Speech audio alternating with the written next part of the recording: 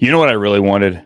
I really wanted Lisa Simpson after that pregame speech, mic'd up by NFL Films on the sideline Monday night. Alas, it didn't happen. Welcome to another edition, everybody, of Thinking Out Loud, a post Week 14, heading into the home stretch and heading into the final four games and looking ahead a little bit here to Week 15 edition of this show. Like, subscribe, send, share, put on a billboard. I don't know. Put on a telephone pole, write it on the wall in the bathroom. I don't care. Tell your friends about this show, Thinking Out Loud.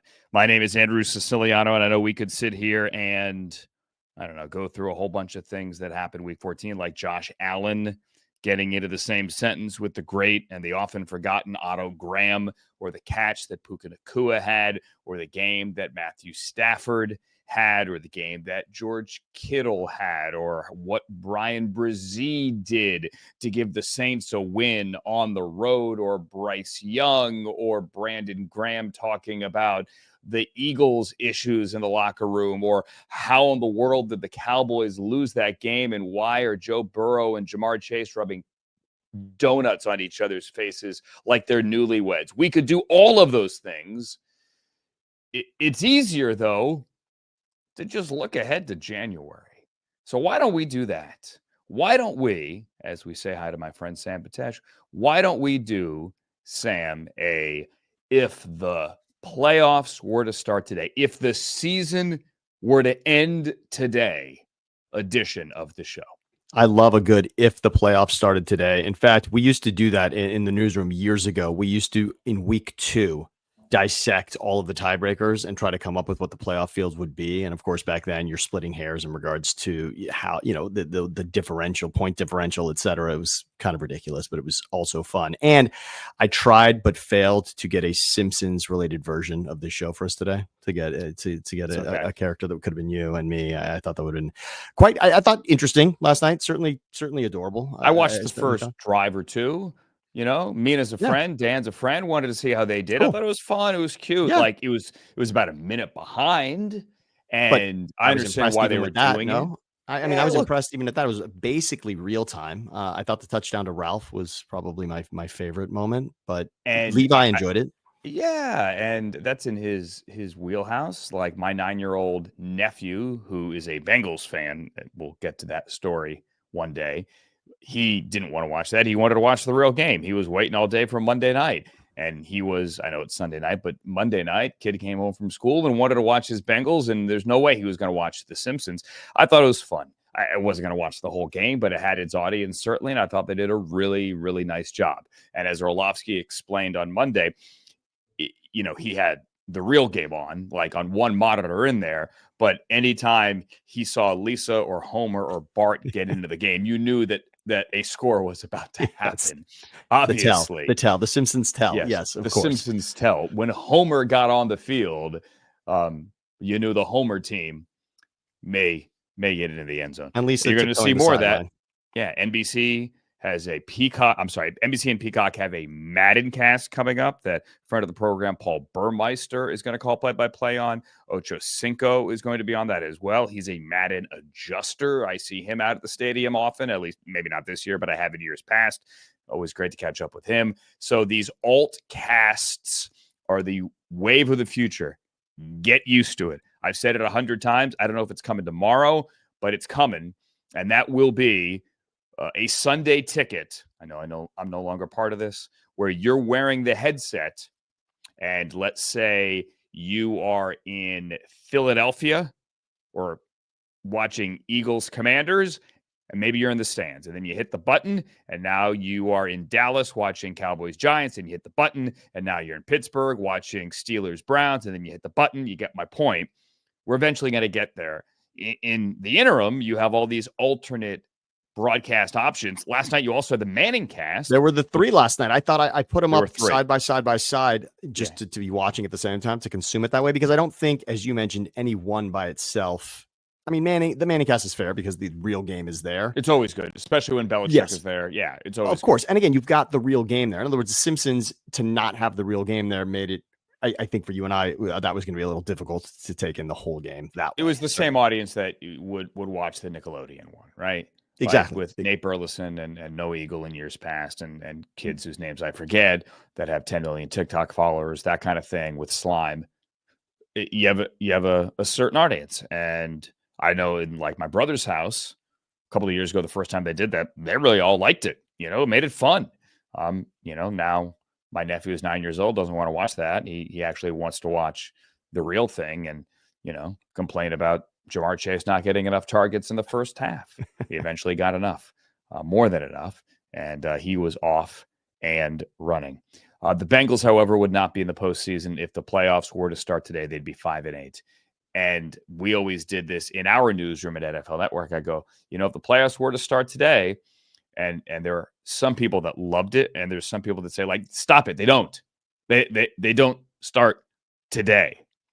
And I would always say, if the playoffs started today, obviously, like, we'd be in trouble because we wouldn't be prepared to go scramble and cover those games. Whoops. Or the other one, if the season ended today, like, well, damn, we'd start planning vacation. Or if the season ended today, well, we'd all be out of a job. Well, let's do that because we do have 4 weeks to go. Everybody has now had a bye. Teams like the Ravens, for example, come back from their bye this week, and you get the stretch run. You have 4 games. Let's do the AFC first.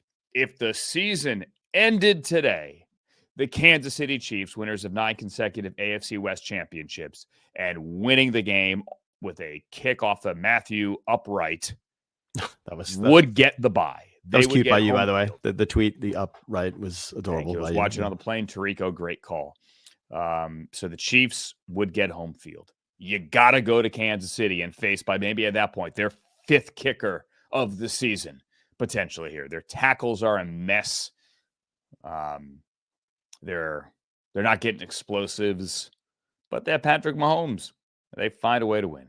Kansas City would get the bye, and they would watch these 3 games on the right of the screen on Wild Card Weekend. In no particular order, the Buffalo Bills right now would be the 2 seed, and that likely is going to stay the same. The Browns could beat the Chiefs this week, and Buffalo could get back in it. They're not out of it in any way, shape, or form, but Buffalo would be the 2 seed, and the Denver Broncos would have to go to Orchard Park. We would get a rematch in the 3-6 game. The Steelers right now have a 2-game lead over the Ravens in the AFC North. They would get the Chargers, and this would be a Week 3 rematch. Remember, both teams are 2-0. The Steelers beat the Chargers. That was with Justin Fields at quarterback. Herbert got hurt in that game. That game was in Pittsburgh. This game would be in Pittsburgh as well. And then you would get the 4-5 game, the AFC South champion Texans hosting the Ravens, which would be a rematch of a playoff game from a year ago. That game was in the divisional round. That game was in Baltimore, and that game had the Ravens beating the Texans and knocking them out after Houston had won the week before, after Houston had beaten Cleveland. So these are your AFC playoff games. What stands out here? Number one, I don't want to go to Buffalo. I saw Bo Nix in person last week. I think the guy's great. I think he's got a bright future. And I also think that Denver defense is not getting enough attention nor enough respect. They went into Week 13's game, Sam, leading the NFL in sacks. Vance Joseph, give him some flowers, because when you hear all the names, I know Vance has already been a head coach, but you hear all the names out there that should be in the next head coaching cycle. You don't hear Vance's name. Don't know if he even wants to be a head coach again, but his defense has been absolutely lights out. After going to Pittsburgh this past week, I don't know that I would want to go there as the road team, because Russell is really, really, really playing well. And they won that game over the Browns without George Pickens. Russell's throwing moon balls on 3rd and long, fades to Scotty Miller, slot fades to Scotty Miller, the former Bowling Green Falcon and the former Buccaneer, and he's hauling them in. They're a tough out, certainly in Pittsburgh. And then Ravens, Texans, man, I don't even know. I think the Ravens are the better team, but the games in Houston, not a lot of what the Texans have done this year impresses me. And all I know is that game is guaranteed to be the first kick on Saturday. A tradition, as Jim Nantz would say, who I saw last week, truly unlike any other. The Texans will be the first game of Wild Card Weekend in a lousy time slot because there are a few constants in life, death taxes, and the Texans opening up Wild Card Weekend with the first kick on Saturday. A tradition that actually you and I many times did that, Andrew. There was a 2 in a row. We had Bengals and Texans. I believe these were Andy Dalton teams that could not win a playoff game with JJ Watt beating. JJ Watt actually made an incredible play in the playoffs. One of those years he scored a touchdown, I believe. JJ Watt was in the building this past week in Pittsburgh. Nice. Yeah. Very cool. Really interesting when you look at the AFC playoff picture there. And again, I love, huge fan of rematches. And yes, you and I were talking about the separation Sunday back then for week 3, but that the Steelers and Chargers game with the 2-0 against 2-0. 15 to go. Yeah, exactly. Yeah, exactly. So totally ridiculous. Although in the moment it felt fun. That game, you mentioned it, Justin Fields, but also what was fascinating there is Chargers couldn't get the ball back. It was not Russell Wilson. It was Fields. And at the end of that game, it was just one where the Steelers just kept it away, got first downs, bled out the clock, and it was just one of those kind of slow bleeds. 20-10, I believe, was the final score there. That's a fun one. That's really interesting. And the rematch, we also are going to see the Ravens and the Texans coming up here before the season is done. So that'll be fun as well. I think you're right about the Texans. That is maybe the greatest mystery in here. I mean, obviously the Colts could replace the Broncos. Most of this, I'm not going to say is set in stone, but it feels like the only thing really to be decided in the AFC is whether or not the Broncos are going to maintain their spot. I would interject and say that the Ravens and the Steelers, it's a 2-game lead now. Pittsburgh 2 games over Baltimore, but the Steelers have run down the Steelers schedule. By the way, run down the Steelers remaining schedule real quick. They get Philadelphia this week, and that game is in Philly. Let me pull it up real quick. They also get the Chiefs right around the corner as well. So here is, and as you said, Ravens, and then finishing with Cincinnati. So they go, and one of those, and it's not easy either.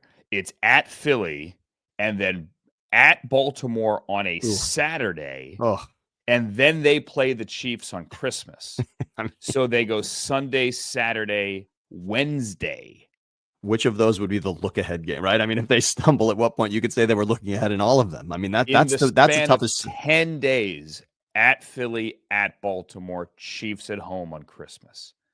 In the span of 10 days, 11 days, if you're counting the last day on the end, 11 days. And then they get the Bengals at home, right? So losing 2, losing 3 there isn't out of the realm of possibility at all. And then the Ravens schedule, if you look at that, it's not easy either. However, the easiest game of the 8 remaining for either team is what the Ravens have this week. They come back from the bye and they don't have to fly. They get in their car and they drive to New York. Maybe they do fly for that one. I'm not sure. Maybe they take the train. They go at the Giants and Drew Lock this week. Then that Steeler game on a Saturday. Then they are at Houston on Christmas, knowing that they might be back in 2 weeks, which is what the Browns had last year. The Browns played at Houston week 17 and then went back week 19. Week 19 is wild card week. So it would be the exact same setup. And then the Ravens get the Browns in Baltimore to end the season. And just so everyone knows, the week 18 start times are not done. Right? So if you're holding a ticket for a game week 18, any game, there's 16 of them, you don't know what time that game is going to kick. Any of those games. And those start times are not going to get set until the Sunday night of week 17. So do you put the Ravens and the Steelers both at 4 p.m. Eastern? Do you put them, in all likelihood, you put them at the same time slot, but where does it stack and what else has not yet been decided? Don't know. Like, it's very reasonable to think that the Ravens could be within striking distance of the Steelers if they beat the Giants and then beat the Steelers in Baltimore next week. And when you look at the entire AFC playoff picture, the team that stands out, and again, with so much ahead of them, it's almost unfair. We don't know exactly the Steelers. We're going to feel so much different about the Steelers by the end based on the stretch that you just mentioned. But when I really close my eyes and try to envision, whether in a homer dream or not, or in reality, what team would really go into Kansas City and win a game? Now, of course, we've seen Buffalo beat the Chiefs this particular season, but in the playoffs, it has been a different story. That seems to be obviously a hump that team has not been able to get over. It feels in this moment the team designed to beat Kansas City, and it'll also be interesting for what they do in that regular season matchup because of thinking ahead that they may have to play each other again in the playoffs. Steelers, to me, seems to be the intriguing matchup. If the Chiefs and the Steelers met in the postseason, that feels like the team and the kind of muck it up game that the Chiefs could lose. Of all the teams, I've seen the Baltimore thing. I saw it in the AFC Championship last year. We obviously week one was much different, and the toe of Isaiah likely could have gone either way. But something about the Steelers feels like the Steelers win in mysterious ways. And you've seen it firsthand. You've seen two different ways that the Steelers can play, and obviously the other side of it. And yes, they lost to the Browns in the snow. And then after the first quarter this past Sunday, Steelers really seem to find a rhythm and really be the team that they are at full strength with Russell Wilson running that team offensively, what they can do. Of course, no Pickens, which was fascinating to begin with. The fact that he didn't play that game was funny, but Steelers feel like the threat. Steelers feel like that. I'll say this. I don't think there is a team in the AFC, in the bracket that we just put up there, that can't go into Kansas City and win. I don't. I think any of them. I think the Bills, we know, can do it. The Steelers, to your point, can do it. The Ravens can do it. They almost did it week one. The Broncos had them beaten in Denver, if not just for the block kick. Anybody can do it. Houston, like if I told you right now, CJ Stroud, it's a very good defense that Steve Spagnuolo rolls out there. Don't get me wrong. But that CJ Stroud had a great game, and that the Chiefs, still looking for tackles in the divisional round, can't protect Patrick Mahomes against Will Anderson and Danielle Hunter. I'd believe that. They are going to be the 1 seed. They're going to have home field. And I think this year it's the Chiefs' black magic or crazy luck that is going to push them through. And they're a great quarterback and they're great defense. Please don't misunderstand me. I'm not somehow saying they're not a good team. I just don't know that any team fears going in there this year. Not in the same way. Not in the same way at all. In years past. Now, I have a question that has been on my mind for a while, and I don't know if Kansas City avoids this or not. So try to follow me on this.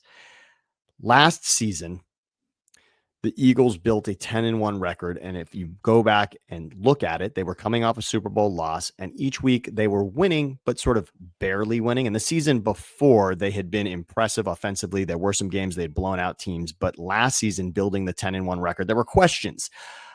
Something's up with them. Something's not right. Yes, they're winning, and then, of course, it did end up biting them. They had the horrible finish at 1-6. My point is, when you're winning these close games, sometimes it is a sign. And if you remember even more so, the Vikings team with Kirk Cousins 2 seasons ago, they got the 2 seed and they had won, I believe, was it 10 possession games? I mean, O'Connell still has that incredible record, right? Every win it seemed the Vikings had that season, including the incredible comeback against Indianapolis, they were winning games close and those 1 possession games. And then when they got into the postseason, Daniel Jones actually beat them. That team lost to the Giants. My question here to you, yeah, exactly, in Minnesota. My question to you is, because it's the Chiefs, we're saying, well, they're going to find a way, and they certainly have in the postseason. But is there anything to what happened to that Vikings team 2 years ago when you're living on this edge so much? Is it a sign of something more sinister, and therefore in the playoffs you are not quite the opponent that you think you are? There's one huge difference, and his name starts with an M and ends with an S, period. Patrick Mahomes is not going to throw short of the marker on 4th down to TJ Hawkinson. He's not. He's going to make a play with his legs. He's going to pump fake, and everyone's going to run right by him. He's going to throw it back across his body or behind his head to Kelsey, who will quite literally be sitting on the ground waiting for the football. Something like that, because he's going to find a way. And it's not as if he has some magical, mythical powers that can't be described. He doesn't practice the dark arts. He just finds a way. And I'm not going to bet against him, but both can be true. I'm not going to bet against him for recreational purposes only. And I would not be surprised if any team goes in there and wins. Jaguars almost did a couple of years ago. The Browns back in 2020. All they needed was a 4th down stop to get the ball back. But, they get the end around on a 4th down when Chad Henne hands it to Tyreek Hill, and that was it. Whatever. I'm not going to relive that. Chiefs right now hold the keys to the AFC, and the road to the Super Bowl goes through Kansas City for now. And even last season, just quickly, even last season, there was so much made. Remember, Andrew, the fact that they had to go on the road. Oh, they're going to have to play a game on the road. They're going to have to play a game on the road. And of course, that AFC Championship was in Baltimore, and in the end, didn't necessarily make any difference, right? I mean, that wasn't a story at all. Still waiting for the Ravens to run the ball once in that game. In the NFC, if the playoffs were to end, or rather, the playoffs were to start today, if the season were to end today, Jared Goff and what remains of the Lions defense would have the number 1 seed. I'll say it right now. I don't want to go to Detroit. I don't. I'm not talking about the city. I was just there. Lovely. I don't want to go and play the Lions in Detroit. I would be more comfortable playing the Chiefs in Kansas City than the Lions in Detroit. Can't believe I just said that sentence out loud. They'd have the 1 seed. They would have wild card weekend off. The right of your screen right now, this is wild card weekend. The Eagles would be the 2 seed. The Commanders would be the 7. Remember, the Eagles already beat the Commanders once. That was a primetime game, a Thursday game. They still have the 2nd meeting, divisional, NFC East. And then this potentially would be a 3rd meeting, Commanders and Eagles. The game would be in Philly. Washington would be the 7 seed. Look at that game in the middle. A 3-6 game. Seattle right now leading the West. Green Bay, the one team nobody wants to play, is the 6th seed and a wild card. These 2 teams play this week. This is legitimately a Sunday night NBC, SNF, Football Night in America playoff preview for now. So Seattle the 3, Green Bay the 6, and then somebody has to win the NFC South. And after watching the Falcons last week, it looks like the Buccaneers. And the Buccaneers would host the Vikings.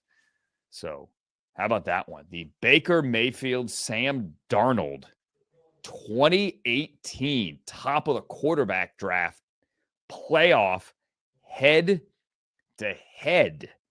Former Carolina teammates. Baker on his 4th team. Darnold on his 4th team. I'm counting on my fingers here. How about those 2 meeting in the postseason? All the games in the AFC are interesting. Don't get me wrong. These are really interesting here. You have a divisional head-to-head. You've got those quarterbacks going head-to-head. You have LaFleur and Mike McDonald. The Seahawks hosting a playoff game. This team started 3-0, then fell flat on its face. You're wondering, is this going to work? Not that Mike McDonald couldn't coach, but hey, he hit his rookie wall there a little bit. He had to adjust, right? They've done that. Zach Charbonnet's running well. Abe Lucas comes back. That offense looks different. O-line looks different. Seattle is, for my money, the greatest outdoor venue in the NFL, save for Lambeau, which is like Wrigley and Yankee Stadium and Fenway all wrapped up into one. Seattle is awesome, and you don't need Marshawn Lynch to make it loud. The idea of having to play up there, a place Matt LaFleur knows well from his days as the Rams OC, that to me, that's like you put that game Saturday night, cold in Seattle. That game, Sam, is awesome. I absolutely cannot wait for Sunday Night Football this week because of that reason. I really want to see what we're going to get out of those two teams. It feels like we've seen versions of each of those teams this season. The Packers at times have looked like a team that could absolutely win the NFC North. The Seahawks lead the NFC West at the moment, but there were times when, of course, no one wanted that division. And as you said, after the 3-0 start, that team sort of fell apart. It felt like, oh, maybe this is where Geno Smith loses a little bit of that magic. But you said it. That's a special matchup. And as you mentioned, all of those games, as I said, I love a good rematch. The fact that this one will be a rematch. Looking at Commanders, Eagles, you sent out the scenarios for what could be clinching this. It seems this week. Obviously, the Eagles could win the NFC East. They could tie up the NFC East this week. So that looks fairly locked in. And whether Washington moves, I mean, because the division winners have to go to the division winners, it feels like we are going to see that for a third time, that third matchup. And unless the Commanders fall on their face, of which is course, possible. It is. And it felt like sort of a the Rams could sneak in there. The Rams absolutely could sneak in. Win the division. Still feels like the Rams. It feels like NFC West is not going to have two participants in the playoffs. It could happen. I know it's still look mathematically, yes, that is possible, but it feels like the NFC, not exactly. It doesn't feel like that. I'll just say this: the Rams right now are the 8th seed. Yeah, you're right. They're 7-6. It's there. Yeah, look, it's there. We can look at it here, and the Rams absolutely could. The Commanders have not locked it up, and that would be. Certainly then Eagles Rams could be fascinating as well. But as it stands right now, I thought the most interesting piece of week 14 was Sam Darnold. I thought that from a standpoint, everyone's talking about the performance of, I mean, look, Josh Allen, what he did was remarkable. That game, that Bills Rams game was the game of the week. Certainly. I think Thursday night was a good one also, but from Sunday, certainly that Rams and Bills game was next level. The Josh Allen Delta Wi-Fi for going down between the 9-minute mark of the fourth quarter and the 7-second mark of the fourth quarter. I will not ask you then what you thought of two decisions that Sean McDermott made in that game. Didn't see him. Different. Yep, that's okay. I will not ask. And Sean McDermott has done so much right. It's probably not worth going back and reliving some of those decisions. But there was a penalty that was accepted when maybe it could have been declined, and a timeout that Tom Brady was not happy with either. But Sam Darnold, 5 touchdowns against Kirk Cousins. And you had pointed out before that Falcons and Vikings game, what it could mean in Atlanta with Cousins now and what's happened over the stretch of 4 games, which is now 0 touchdowns and 8 interceptions. But it's the other side of that I wanted to bring up here. Sam Darnold had a tremendous start in Carolina. It was, I believe they were 3-0 or 4-0. And at this point, this is 3 seasons ago. And then it unraveled, and it felt very much like, okay, Sam Darnold can give you a little something, but it's not going to last an entire season. I have been waiting for Sam Darnold, for this Vikings team to show up as the team we thought they were, and it has not happened. There is something very real happening with this Minnesota team. There's still a way they could win the division. I mean, Minnesota is absolutely still in play with a head-to-head against Detroit. Sure. That they could absolutely win the division. I've loved what Baker Mayfield has done, but if that's the matchup, Lions with the Bucs and the Vikings this week in Detroit, it does feel unfair. It feels there's 2 teams right now that would not host playoff games. That it just feels like, wow, I just assumed they would be hosting playoff games. Minnesota, based on what they've done so far, I just was assuming a playoff game there in Minnesota, but because they're not going to win the division, it's not going to happen. And the Ravens, Baltimore, not, and I know that could still change so much. But it's the same situation as the Browns last year. The Browns were 8-1 at home, or 7-1 at home. They lost 1 game at home, and that was the game in which Deshaun Watson decided before the game his shoulder didn't feel right, and he didn't go. And Dorian Thompson-Robinson, DTR, not having practice as the starter all week, was thrown in there, and they got killed 28-3.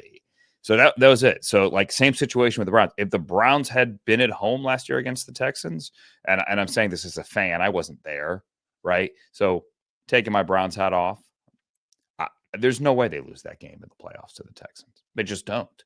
But I hear you. Good teams have to go on the road in the playoffs all the time. The Packers, perfect example. Surprising to look at that, right? When you see that, the Packers as well. And again, that's just, because of what the division has been. I mean, Sure. such a special division in regards to what's happened with the NFC North. When you look at all this, I said it earlier that the Steelers felt like the team in the AFC that had the best chance at knocking off the Chiefs, if indeed the Chiefs hold on to the 1 seed, which they are in prime position based on the Bills losing that game to the Rams.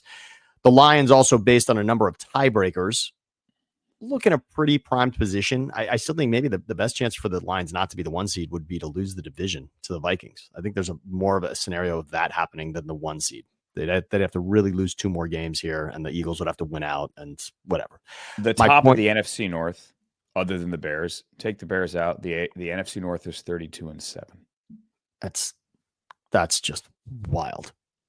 Which also helps in the tiebreak scenario for the 1 seed, because the strength of schedule based on having to play that division means that the Lions or the Vikings, whoever get it, will have that tiebreak over whoever is the 2 seed.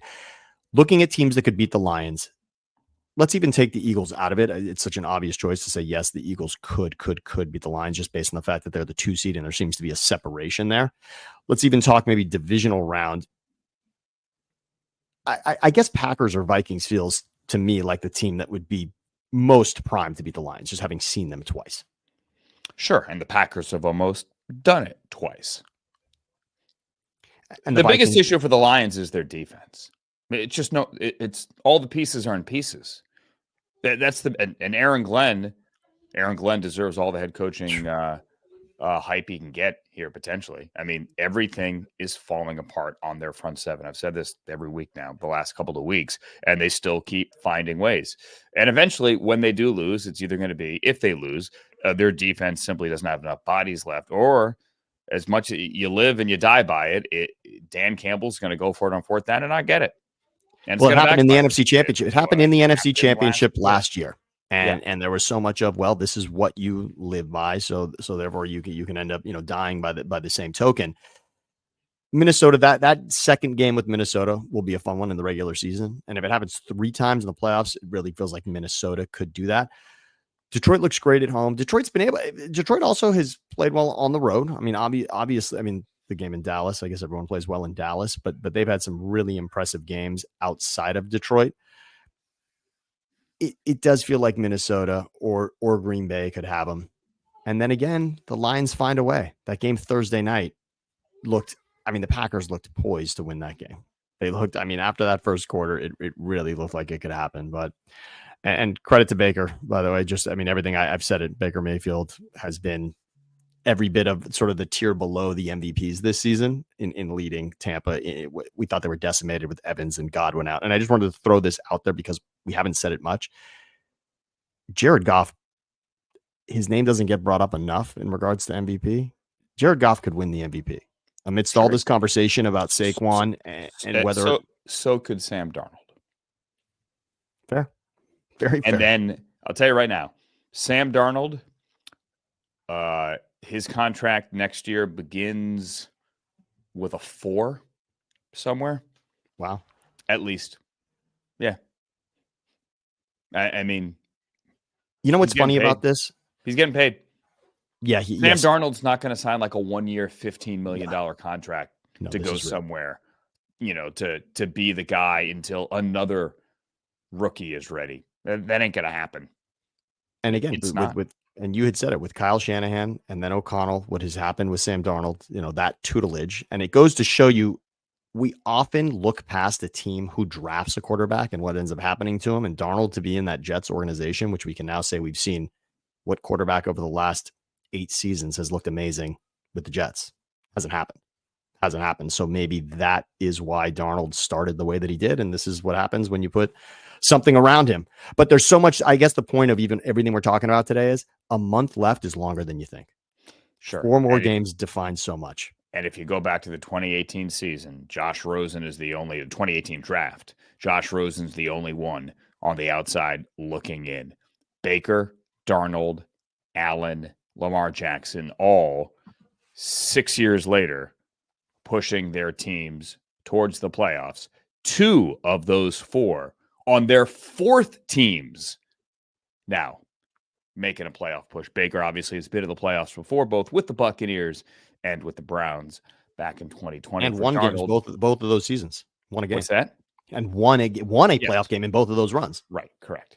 and would get back there for a third time. All right, if the playoffs were to start today, if the season were to end today, we'd all be shocked and we'd all be scrambling.